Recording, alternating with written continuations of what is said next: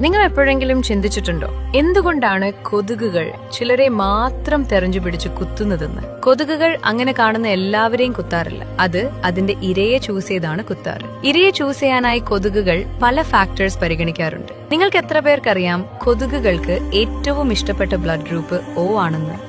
Type എയും type Oയും blood ഗ്രൂപ്പുള്ള രണ്ടാളുകൾ ഒരുമിച്ചിരിക്കുകയാണെന്നുണ്ടെങ്കിൽ കൊതുകുകൾ ഏറ്റവും കൂടുതൽ ടാർഗറ്റ് ചെയ്യാൻ പോകുന്നത് type O blood ഗ്രൂപ്പുള്ള ആളെയായിരിക്കും.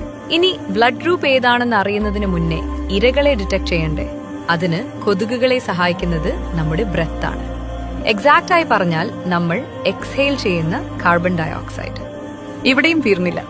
Carbon dioxide വെച്ച് ഒരു ഗ്രൂപ്പ് ഓഫ് മനുഷ്യരെ കണ്ടുപിടിച്ചു വന്നിരിക്കട്ടെ. അതിൽ ഏറ്റവും കൂടുതൽ ടെമ്പറേച്ചർ ഉള്ള ആളെയായിരിക്കും അവർ സെലക്ട് ചെയ്യുക. അങ്ങനെ ടെമ്പറേച്ചർ കൂടിയ ഒരാളെ ചൂസ് ചെയ്തു.